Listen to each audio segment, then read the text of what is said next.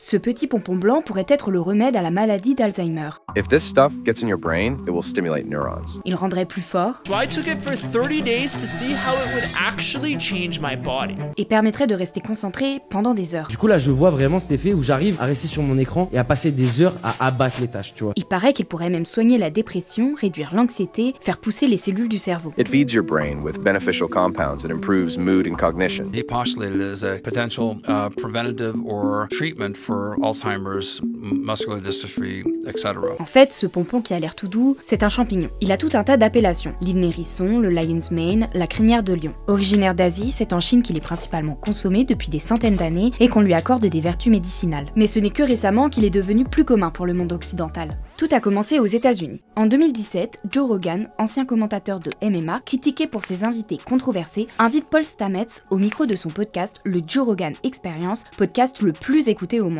Ce célèbre mycologue américain vante alors les bienfaits du lion's mane. There is a really wonderful, safe and legal mushroom to use that it leads to neurogenesis, and that's called lion's mane. And lion's mane contains a unique group of compounds called aranacines and hericinones.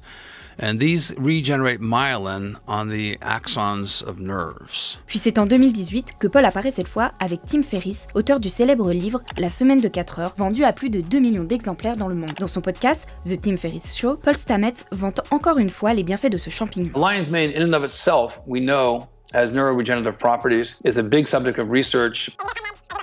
Lion's mane mushrooms have been demonstrated behaviorally in people with cognitive tests. Et là, aux États-Unis, ça s'emballe. Les Américains veulent eux aussi goûter au lion's mane. We came up with some bearded tooth or lion's mane mushrooms. Today, talking some about a lion's mane grow kit. Today I'm going to show you how to cook egg drop with lion mane's wild mushroom, corn powder starch, lion mane mushroom, water 2 cups, sesame oil. En France, c'est plus tard qu'on en entend parler. Après la pandémie de Covid-19, les recherches Google concernant l'île nérisson explosent. Selon ce scientifique, la population se tourne vers des méthodes de soins plus naturelles. C'est des modes actuellement, mais qui sont souvent dans un contexte qu'on va dire hors du champ médical habituel.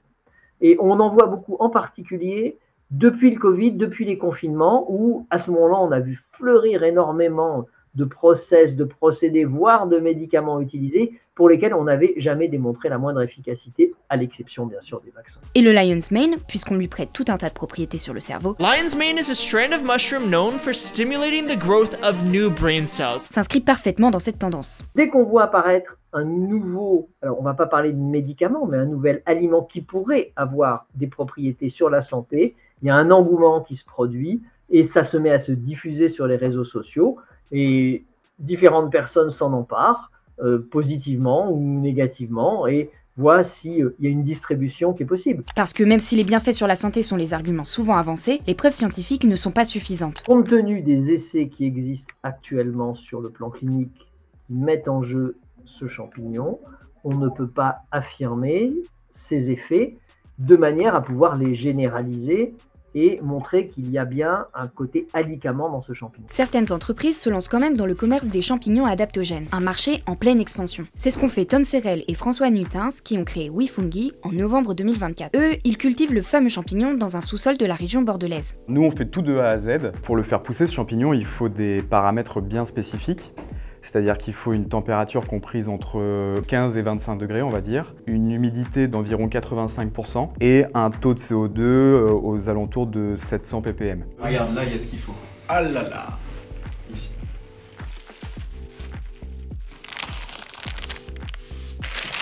Du coup, là, on voit plusieurs stades de maturation, en fait. Donc ça, c'est un sac qu'on a ouvert il y a environ 5 jours.